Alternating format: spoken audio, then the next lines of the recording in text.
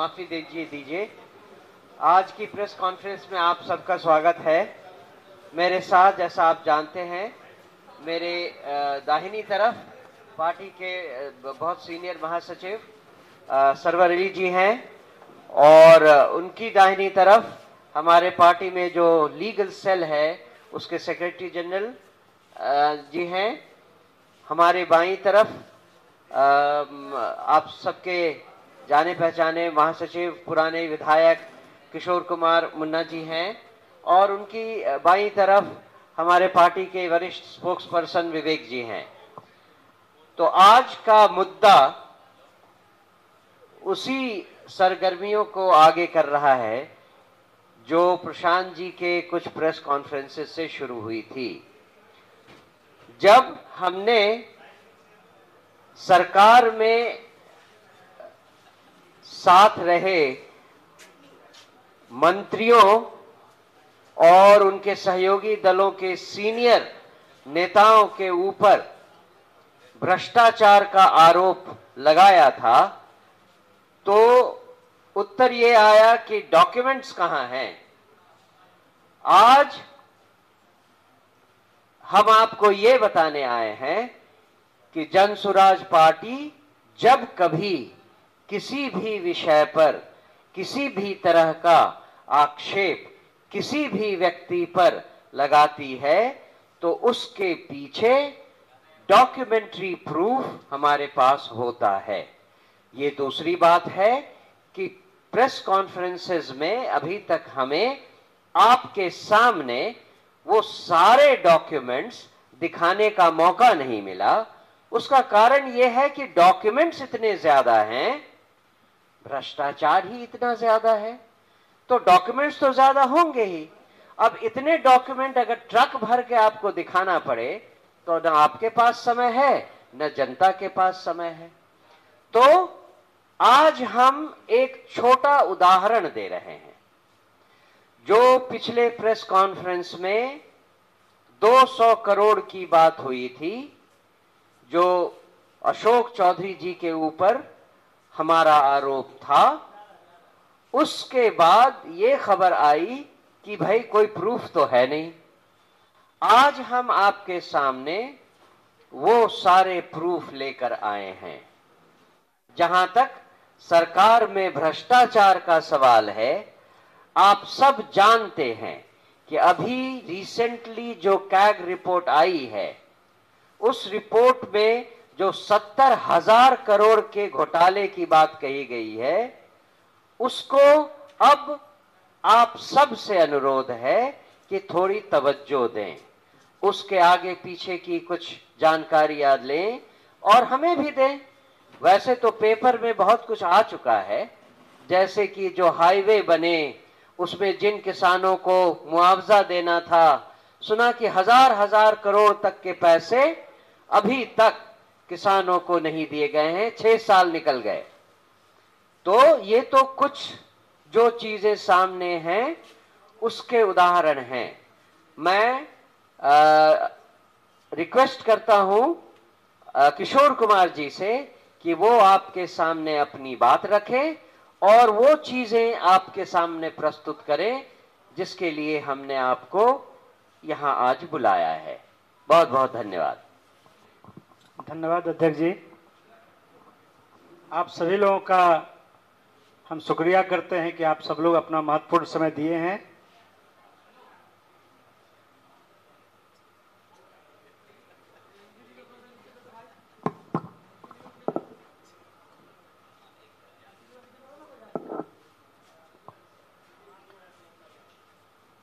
हमारे राज्य के अध्यक्ष जी ने स्पष्ट आपको बताया है कि जनसुराज जो भी भ्रष्टाचार के मामले या अन्य मामले में शिकायत लाता है वो तथ्य के आधार पर और जो कागजात है उसके आधार पर ये आरोप लगाता है।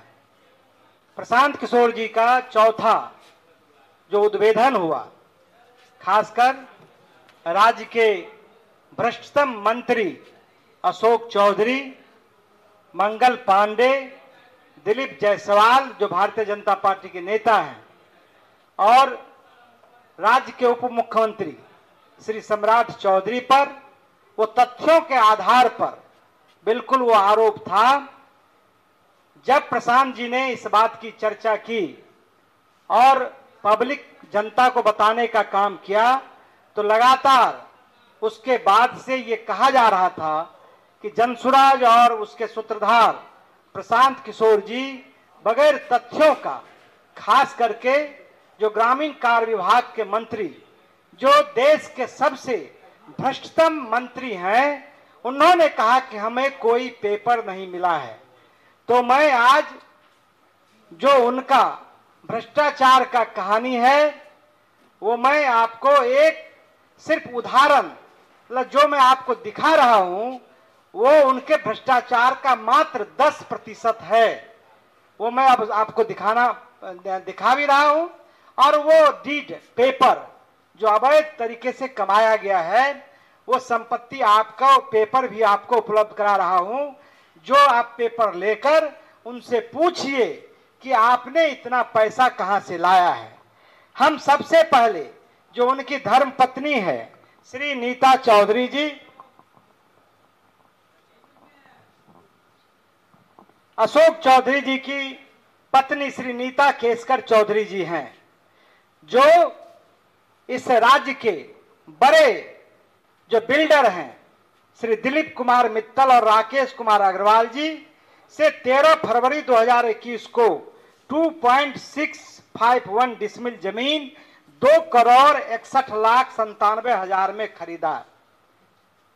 उसके बाद उसमें नीता केसकर चौधरी ने अपनी पहचान, देखिए चालाकी, अपनी पहचान अपने पति अशोक चौधरी को लिखा। दूसरा जो डीड है, नीता केसकर चौधरी ने जो दूसरा संपत्ति खरीदा, पहला संपत्ति 2,61,97,000, दूसरा जो संपत्ति खरीदा है नीता केसकर चौधरी ने, उसी दिलीप कुमार मित्तल और राकेश कुमार अग्रवाल से 20 जुलाई 2022 को 2.09 डिसमिल जमीन 3,42,34,000 में रजिस्ट्री कराई है, जिसमें उन्होंने अपने पति अशोक चौधरी का नाम छिपा लिया और अपना पहचान पिता श्री गोपाल राव केसकर और उनके दुर्गा मेरीन ड्राइव दुजरा का पता दिया है। आप समझ सकते हैं कि ये कुल संपत्ति 6.08 करोड़ का है और उसमें 10% रजिस्ट्री शुल्क लगा है। मतलब कुल मिला के ये 7 करोड़ का संपत्ति है। एक में वो पता लिखता है अपने पति के बारे में, उसके निवास के बारे में, दूसरे में वो पता लिखता है अपने पिता के बारे में और पिता के एड्रेस पर वो लिखता है। ये बिल्कुल जालसाजी है, ये धोखा है और ये एक बड़ा गबन है। हम आपको उसका रजिस्ट्री सीधे तौर से उपलब्ध कराते हैं, जो आप लोग भी इसको देख लीजिए।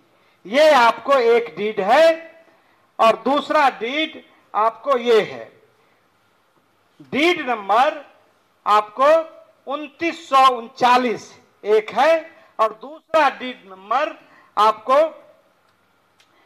10,846 है। ये जमीन रजिस्ट्री हुई है।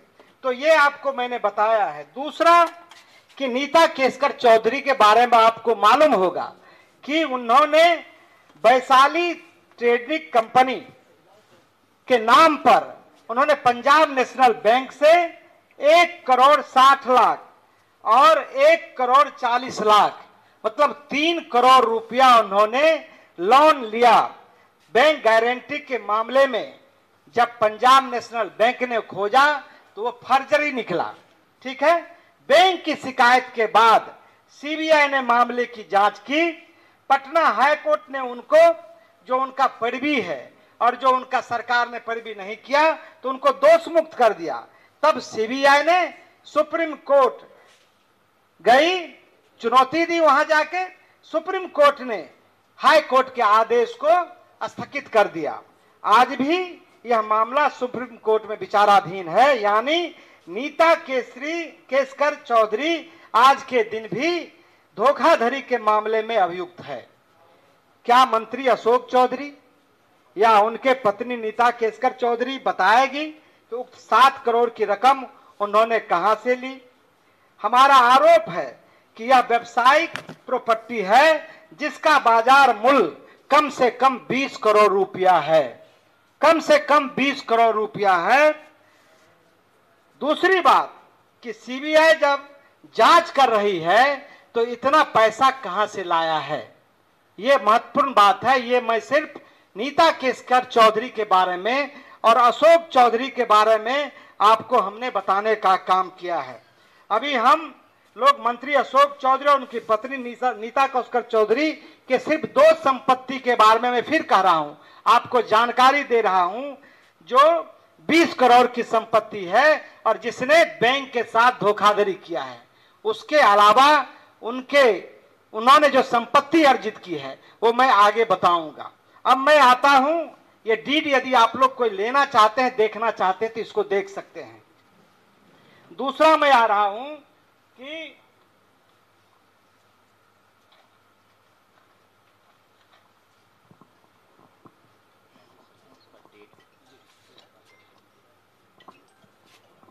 दूसरा, प्रशांत किशोर जी ने ये कहा था कि जो मानवीय वैभव विकास न्यास है ने अशोक चौधरी की बेटी सांभवी चौधरी और स्वर्गीय किशोर कुणाल के पुत्र सायन कुणाल के साथ विवाह के रिश्ता तय होने और विवाह संपन्न होने के दरमियान खरीदी गई संपत्ति है जो करोड़ों में है, जो करोड़ों में है। तो उन्होंने कहा कि उसके पहले वो ट्रस्ट जितना खरीदता था और उसके 10 वर्ष का, तो वो कभी भी इस तरह का संपत्ति नहीं खरीदा गया था। तो प्रशांत जी ने कहा कि हमारे खिलाफ मानव वैभव विकास न्यास के विरुद्ध कोई हमको मतलब पेपर नहीं है और ना कोई हमारे पास ये है, लेकिन चूंकि जब उनका बेटी का विवाह तय होता है और शादी से पहले मात्र 4 महीने के दरमियान, मैं आपको डीड बताऊंगा, मैं मात्र 4 महीने के दरमियान खरीदी गई 6 जमीन का डीड मैं आज आप सब लोगों से शेयर कर रहा हूं। जो पहला है, जो पटना के पौष इलाके में श्री कृष्णापुरी में है, वो है आपको पहला डीड है जो 28/3/2021 को खरीदी गई है। वो है 5 करोड़ 50 लाख की संपत्ति है और ये डीड ओरिजिनल है। ये डीड आप देख सकते हैं, ये डीड देख सकते हैं और आपको मैं उपलब्ध भी करा दूंगा पीडीएफ उसका। दूसरा उन्होंने रूपसपुर में खरीदा 3 करोड़ 43 लाख का, जो 12/5/2022 को श्री मानव वैभव विकास ने रजिस्ट्री करवाया है। 2, तीसरा जो है वो है रूपसपुर में ही 8 करोड़ 90 लाख का 12/5/2022 को ये ट्रस्ट के द्वारा ही ये जमीन खरीदा गया। चौथा जो है वो है मैनपुरा में 7.20 करोड़ 7 करोड़ 20 लाख रुपए का उन्होंने खरीदा, जिसका डीड नंबर है 10,512 और डेट है 14/7/2022। इसका भी मैं आपको, ये आप देख लें, मैं इसका भी आपको उपलब्ध करा दूंगा। और पांचवा है आपको पाटलिपुत्रा में खरीदा है 15/7/2022 को, उसका डीड नंबर है 10,555, जो 15/7/2022 को 2 करोड़ 5 लाख रुपए में खरीदा है, उसका डीड ये है। ये सब ओरिजिनल है। और अंतिम मैं आपको बताना चाहता हूं, पाटलिपुत्रा में 15 करोड़ 50 लाख रुपए का ये पाटलिपुत्रा में जो खरीदा गया है, मैं आपको उसका पता बता देना चाहता हूं। ठीक ऑफिस से आगे आप चले जाइए, उसमें बिल्डिंग बहुत तेजी से वो मकान, बहुमंजिला मकान बन रहा है, ये 15 करोड़ का। मैं आपको बताना चाहता हूं कि कुल संपत्ति जो खरीदा गया है वो 42 करोड़ 55 लाख का जो सरकारी मूल्य है उस पर खरीदा गया है। लेकिन एक सिर्फ मैं आपको वानगी बताना चाहता हूं, यदि किसी को पता लगाना है तो मैं आपको ये उपलब्ध करा देता हूं। ये ठीक यहां से 200 मीटर के दूरी पर वो है, उसका बाजार मूल्य सिर्फ एक मकान का, जमीन का सिर्फ बाजार मूल्य उसका लगभग 100 करोड़ रुपया होगा, 100 करोड़ रुपया होगा। अशोक चौधरी जी, इस ट्रस्ट पर हमारा कोई सवाल नहीं है क्योंकि इसके खिलाफ हमारा कोई ये तथ्य नहीं आया है। लेकिन एक ऐसा सर्कमस्टांसेस बना है, परिस्थिति जन साक्ष्य लगता है कि जब इनके बेटी के साथ सगाई होती है तभी ये संपत्ति कैसे आता है। तो आपको मैंने ये पूरा प्रमाण के साथ आपको मैंने दिखाया है, ये आप देखें।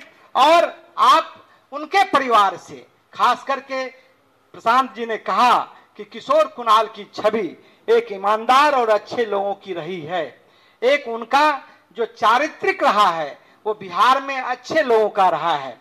लेकिन पता नहीं किस दुश्मनी से, ये भगवान का संजोग मानिए कि अशोक चौधरी ने किस जन्म का बदला लेने के लिए एक तरह से उस ट्रस्ट को, जिसमें जियालाल आर्य जैसे लोग हैं, उनको बदनाम करने की साजिश है। एक बात मैं आपको और बताना चाहता हूं कि जो इस ट्रस्ट में सेक्रेटरी है वो बिहार के मुख्य सचिव की मां प्रोफेसर कविता श्रीवास्तव जी हैं, जो इसमें सेक्रेटरी हैं और जिन पर मैं सिर्फ आपको जानकारी दे रहा हूं, मैं सिर्फ आपको जानकारी दे रहा हूं। तो ये मैं आपको बताया हूं, आप लोगों का कर्तव्य है कि उनको ये बात बताना चाहिए ट्रस्ट के लोगों को, और 15 साल का जो खरीद बिक्री का ट्रस्ट ने काम किया है उसको बताना चाहिए। एक मैं और आपसे कहना चाहता हूं कि जो ये कागजात है वो कागजात सिर्फ मैं आपको छुआ दिया हूं, इसके अलावा दर्जनों जो डीड है, जो खरीदा गया है वो हमारे पास उपलब्ध है, जो समय आने पर मैं आपको उपलब्ध करा दूंगा। तीसरा जो आरोप है वो भी मैं आपको बताना चाहता हूं कि जो प्रशांत किशोर जी ने जो एक आरोप लगाया था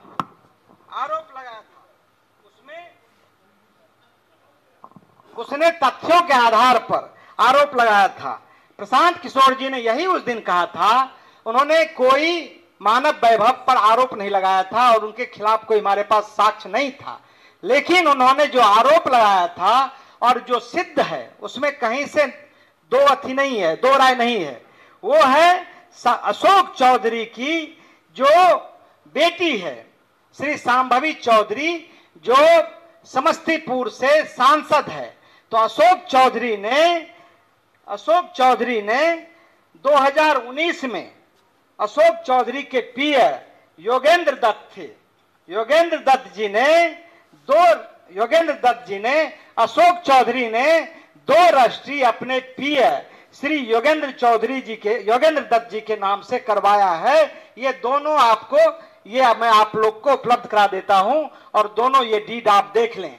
एक डीड नंबर है आपको 8054, दूसरा डीड नंबर है 8427।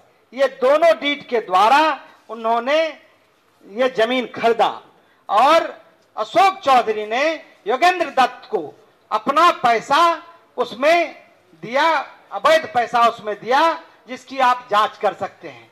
लेकिन 1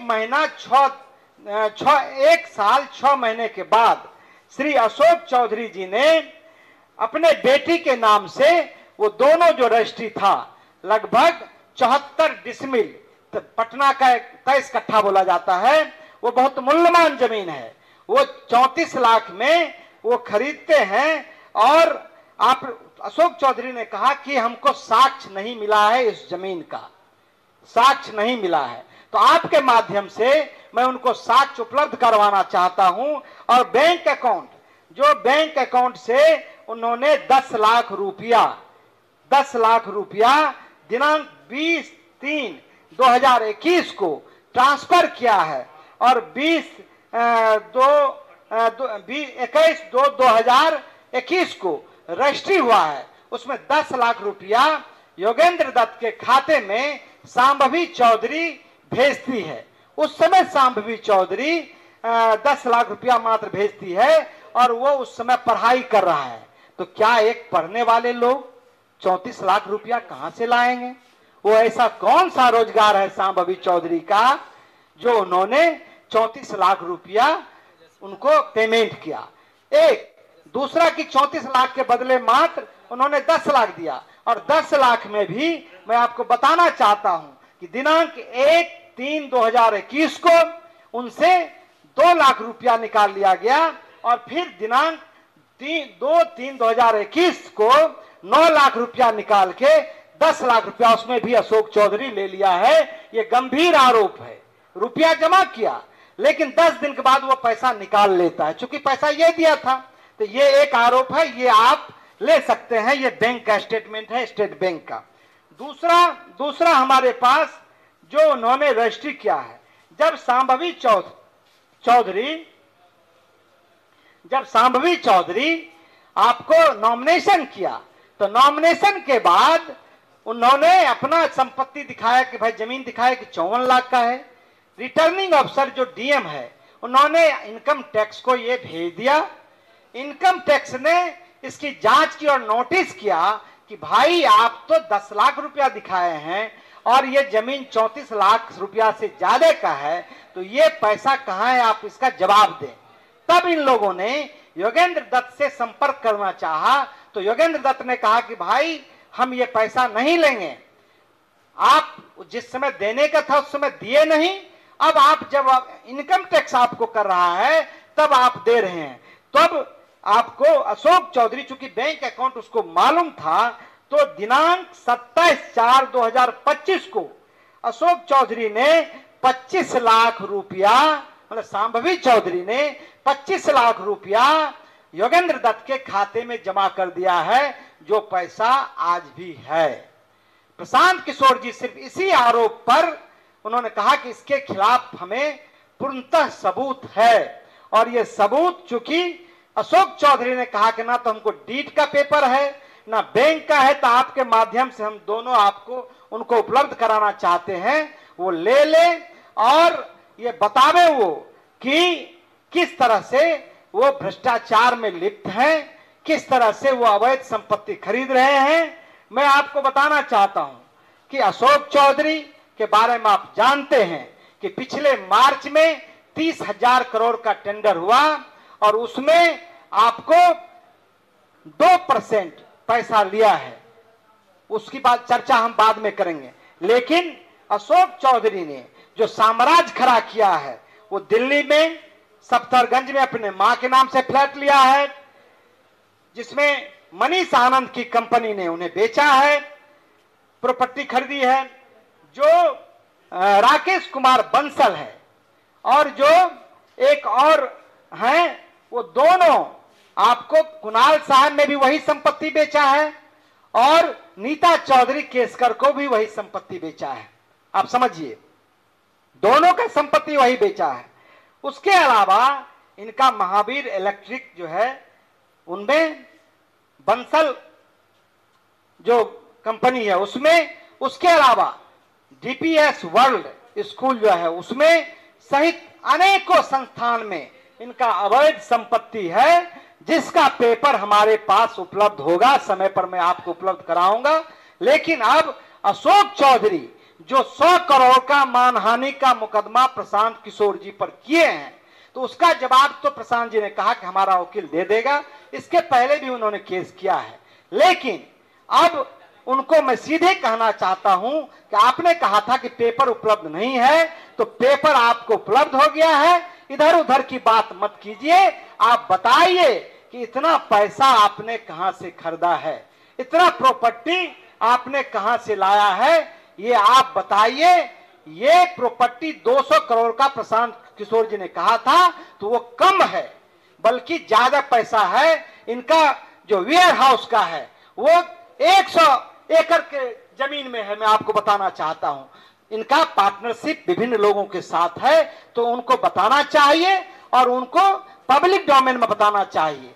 दूसरी बात मैं आपको कहना चाहूंगा कि नीतीश कुमार जी से मेरा अपील है कि नीतीश कुमार जी के मंत्रिमंडल में जब भी किसी पर गंभीर आरोप लगा है, आप याद कीजिए जब हम भी एमएलए बने थे 2005 में 24 नवंबर को वो शपथ लिए थे और जीतन राम मांझी के खिलाफ आरोप लगाया था, तो उन्होंने तुरंत उनके खिलाफ विजिलेंस में आरोप था तो उनसे तुरंत इस्तीफा लिया। सिर्फ उन्हीं से नहीं बल्कि 6 मंत्री से लिया।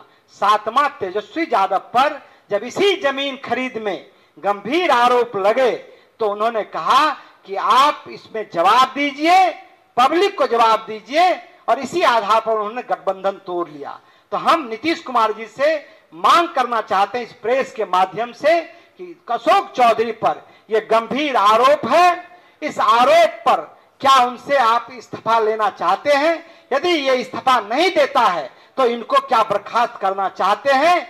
हम जनस्वराज पार्टी के लोग मांग करते हैं और बिहार के लोग भी अब मांग कर रहे हैं। उतना ही नहीं बल्कि जनता दल यू के जो मुख्य प्रवक्ता हैं नीरज कुमार जी ने भी कहा है कि अशोक चौधरी जी को जो गंभीर आरोप है उसको पब्लिक डोमेन में बताना चाहिए। मुख्यमंत्री का चेहरा बेदाग है। जो भारतीय जनता पार्टी के senior leader R K Singh ji ने है, उन्होंने भी कहा है कि जो आरोपी, जो गुनहगार है, जिन पर आरोप लगा है, उनको सफाई देनी चाहिए या उनके विरुद्ध कार्रवाई होनी चाहिए। तो हम मुख्यमंत्री जी से एक ही मांग करते हैं, इतने गंभीर मसले पर आपका निर्णय बिहार के लोग प्रतीक्षा में हैं।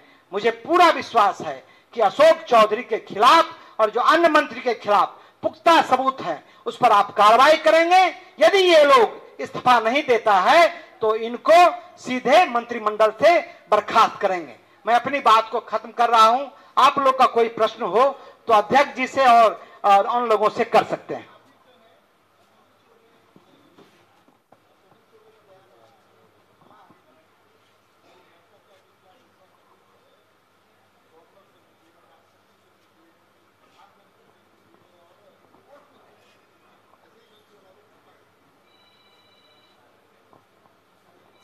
इसका जवाब तो मैं पहले दे चुका हूं, लेकिन एक बार पुनः आपके सामने दोहरा देता हूं। हमने जो भी खुलासे किए हैं ये बिहार में व्याप्त भ्रष्टाचार की सीमा को पब्लिक के सामने उजागर करने के लिए किए हैं। किसी एक या किसी व्यक्ति पर कोई कानूनी कार्रवाई करवाना हमारे इस दृष्टिकोण का भाग नहीं है। जनता ये समझे कि वो जिस कारण से पिछले 40 सालों से दबे कुचले गरीबी में, भुखमरी में और परेशानी में हैं, उसके पीछे जो कारण है वही लोग आपके सामने राज कर रहे हैं। तो उनके द्वारा किए गए भ्रष्टाचार का खुलासा जनता के सामने लाने का ये प्रयास है। इनके खिलाफ हम किसी कार्रवाई के लिए गवर्नर से मिले, प्राइम मिनिस्टर से मिले, कोर्ट में जाएं, इसकी हमें जरूरत नहीं है। सबसे बड़ी अदालत तो जनता की है जो अब 2 महीने बाद ही लगने वाली है। तो उस अदालत में हम अपनी आवाज, अपनी गुहार लगा रहे हैं और जनता से ये मांग है कि वो न्याय करें, इन लोगों के साथ भी न्याय करें और अपने भाग्य के साथ, अपने भविष्य के साथ, अपने बच्चों के साथ न्याय करें। इसलिए ये सब किया जा रहा है।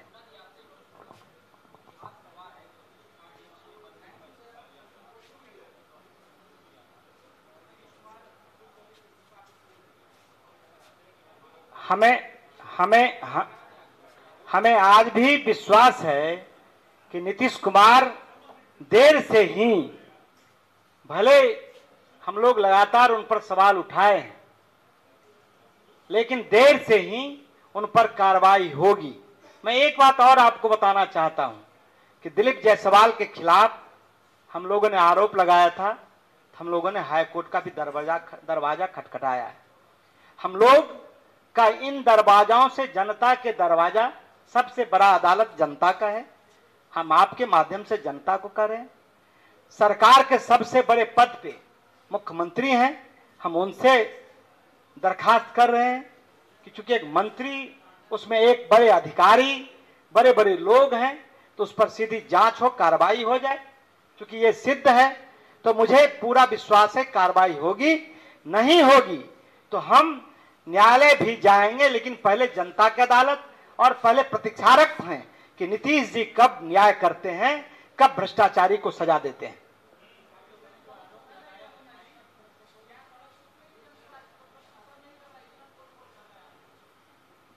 अभी समय इंतजार कीजिए, आप तुरंत आरोप लगाएंगे और तुरंत आप सड़क पर उतरेंगे तो राजनीति से प्रेरित होगी। हम पूरा उनको समय देना चाहते हैं और मुझे पूरा है कि वो कम से कम समय में सीधा कार्रवाई करें। चूंकि अब हम सिर्फ आरोप नहीं लगा रहे हैं, हमारी पार्टी नहीं लगा रही है।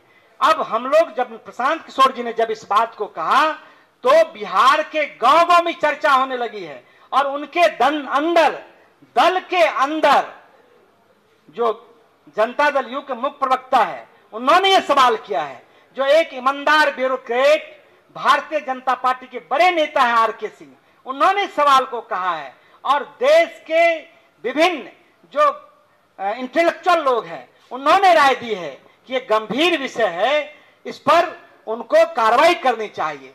तो इतना बेचैन होने की आवश्यकता नहीं है, हमने कहा है। और जनता की अदालत तो सबसे बड़ा अदालत है। अश्विनी चौबे ने जो कहा है, हम लोग उसको संज्ञान में ले लिए हैं, लेकिन उनसे भी मेरा अपील है कि वो 74 आंदोलन के सेनानी रहे हैं, वो भ्रष्टाचार के मामले में, मतलब भ्रष्टाचार के विरुद्ध वो लड़े हैं, तो उनसे भी अपेक्षा है कि ऐसे गंभीर आरोप जब आपके दल के अंदर सम्राट चौधरी जो राज्य का उप मुख्यमंत्री है, और जिन पर सात नवादा जो तारापुर में है, 7 लोगों के हत्या का गंभीर आरोप है, उनके जो 9 गवाह हैं उनके हत्या का आरोप है, तो आपकी आत्मा मर गई है क्या? आपकी आत्मा, अपने अंतरात्मा को जगाइए, और आज भारतीय जनता पार्टी में जो राजद संस्कृति के लोग कब्जा कर लिए हैं, उससे तो मुक्त होइए।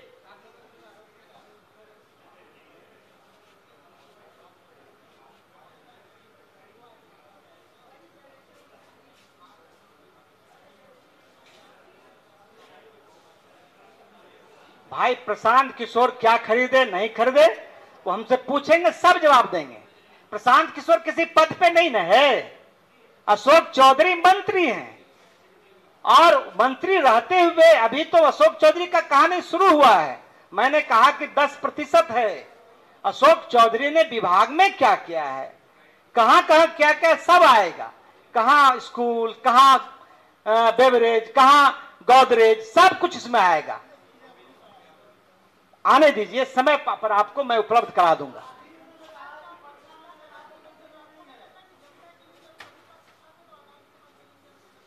भाई जनता से बड़ा, अदालत से भी बड़ा जनता का अदालत है। आपके माध्यम से जनता के अदालत में हमने कहा है, प्रशांत किशोर जी ने जिस बात की चर्चा की है, वो बिहार के 14 करोड़ लोग गांव-गांव में चर्चा कर रहे हैं। किसी को पहले विश्वास नहीं था, क्योंकि गांव में भ्रष्टाचार था, लेकिन लोगों को लगता था कि पटना में भ्रष्टाचार नहीं है। गांव में तो भयंकर भ्रष्टाचार था, जिला में भयंकर भ्रष्टाचार था। अब यह साबित हो गया कि जो मंत्रिमंडल है, जो मंत्री हैं, वो देश के भ्रष्ट मंत्री हैं, और इनको यदि ये रिजाइन नहीं करेंगे और नीतीश कुमार जी इनको बर्खास्त नहीं करेंगे, तो जनता फैसला कर देगी।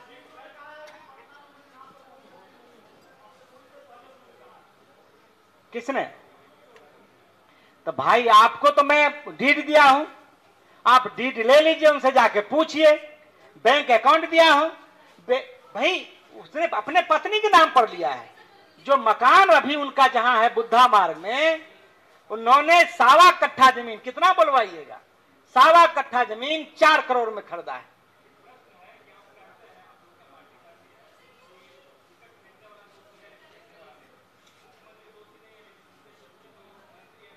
नहीं, हमने, प्रशांत किशोर जी ने ये नहीं कहा, प्रशांत किशोर जी ने कहा कि मुख्यमंत्री नीतीश कुमार के साथ जो उन्होंने काम किया है, उस आधार पर वो कह रहे हैं कि मुख्यमंत्री बेईमान नहीं है।